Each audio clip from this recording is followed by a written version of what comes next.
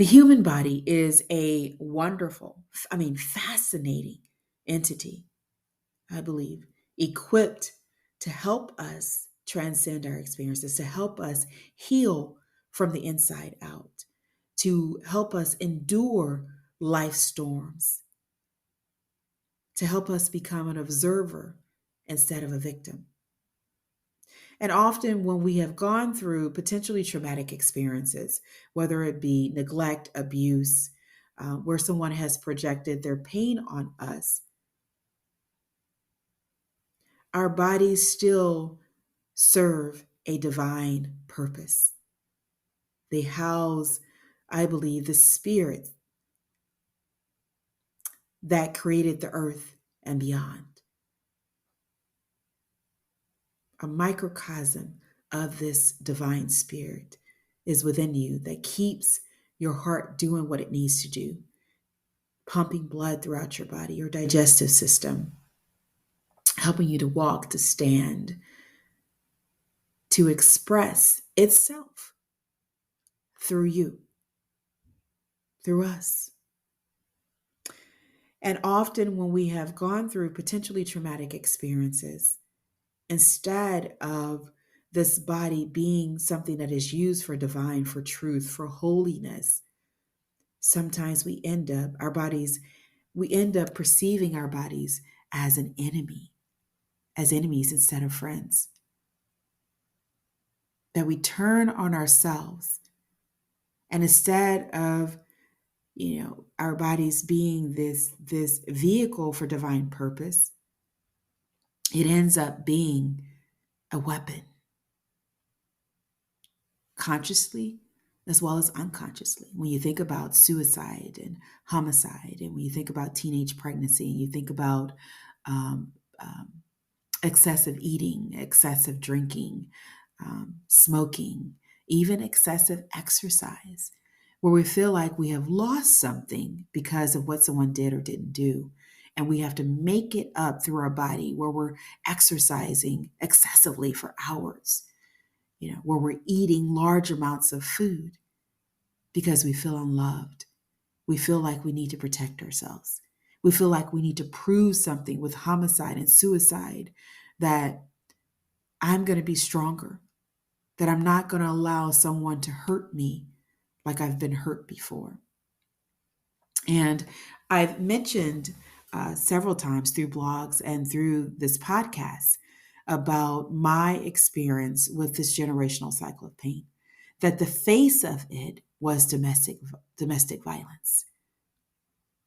And when I realized actually how detrimental it can be when you don't face your truth, how it can become this cycle of destruction when you don't face your emotions and own up to what has happened, what has transpired, and perceiving it in such a way that it is life staining. Your perception is life staining instead of life destruction. And it was through my experience, my personal experience with pain, is when I realized what love wasn't, and that I wanted to experience love. This love that guides us every day, that looks over us, that is everywhere and everything, knows all, sees all. And how pain, confusion is not why I'm here. There is more to life than projecting your pain on others. And how I wanted to know, why do people do that? Why does that occur?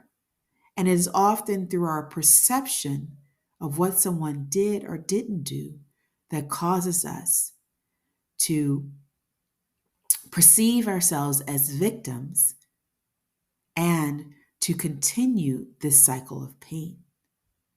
Our bodies are more than just this, more than just color. It's more than just legs, arms, feet, noses, nose. It is, I believe, this outer covering that is specifically designed for our earthly journey, for us to learn the virtues, for us to express the virtues that are within us: compassion, love, understanding, hope, joy. That our bodies house this energy that created everything. That our bodies are the vehicle for us to express truth, to express our divine message through love. But it is through our perception of seeing us as love or seeing our bodies as the enemy that we can end up using our bodies for something more than what it was supposed to be used for. You see it. You see the holiness, the dancing, one side, and you see another side of dancing. You see the holiness and singing on one side, and truth and love, and then you see the degradation of humanity through words that basically demean others, racial slurs, gender words.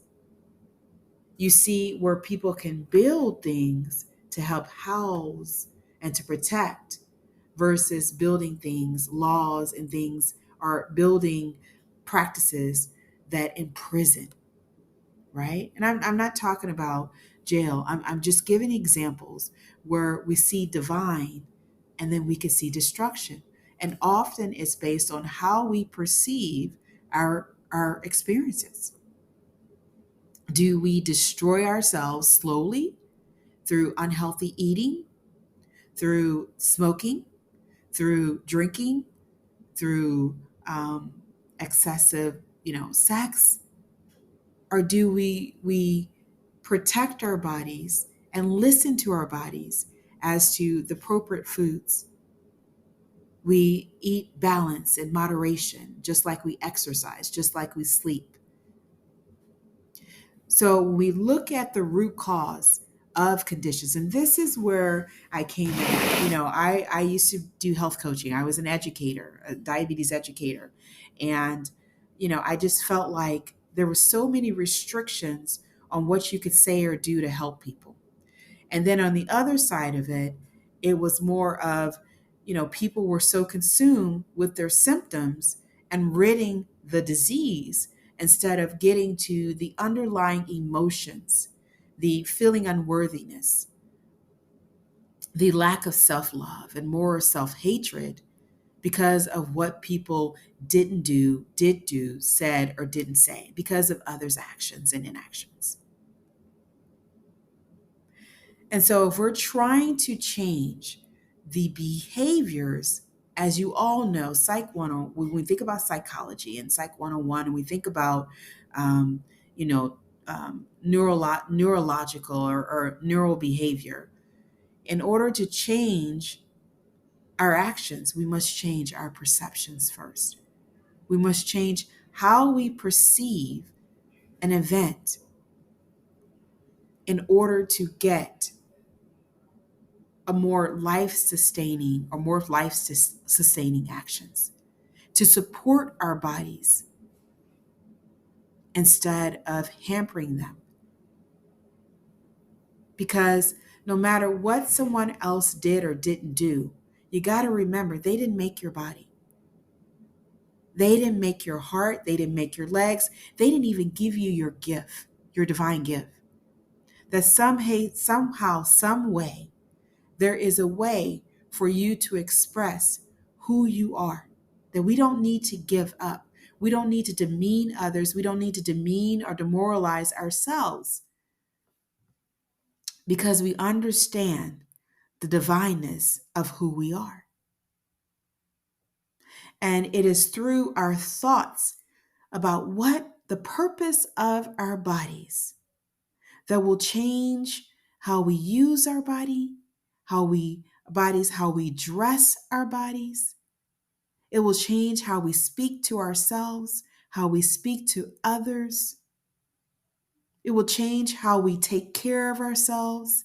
When we think about all of these different diets and we think about all of these different procedures, no diet, it will tell us how to eat, but what we really need to learn is why we're eating the way we're eating.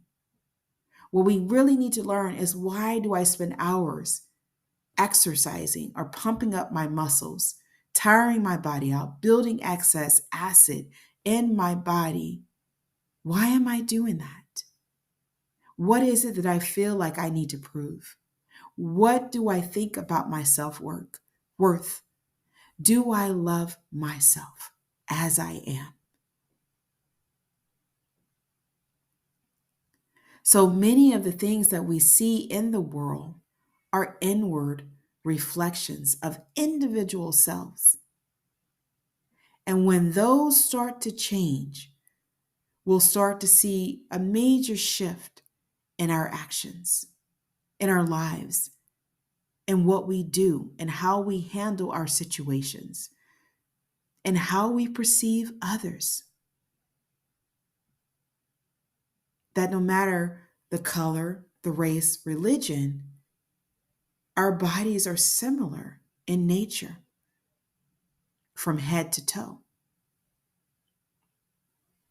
That the outer shell of us was designed, or is designed, for a specific reason, for us to learn to express the virtues that are within our hearts and minds, the compassion, forgiveness, kindness, joy, to express truth.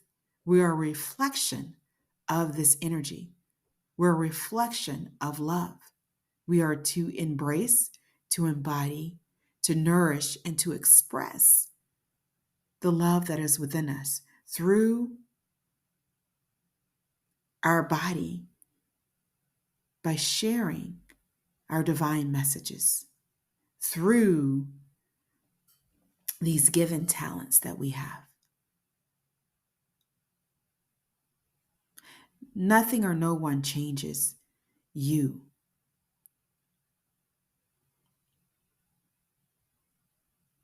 Changes the core of you, the spirit of you.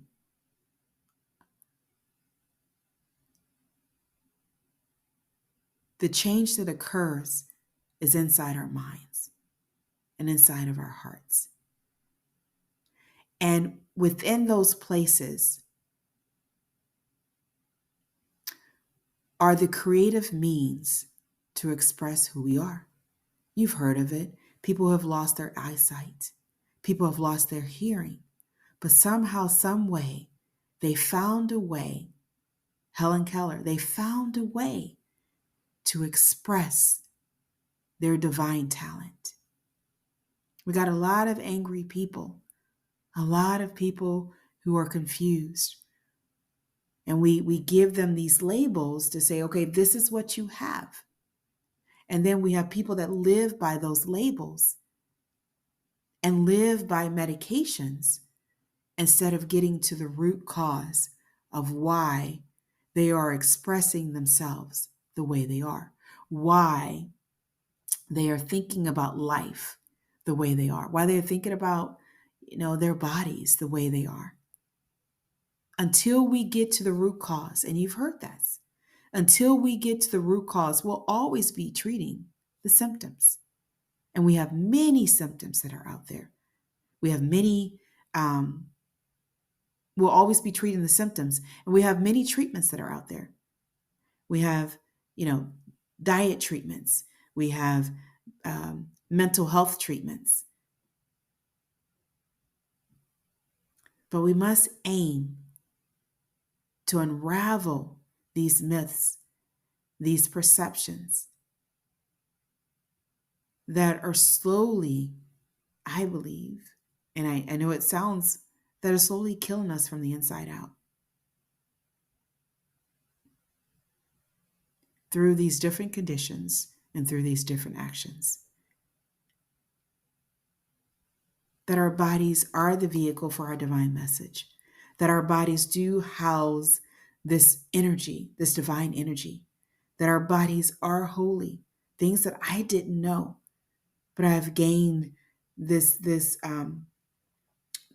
awakening to be more conscious of who we are.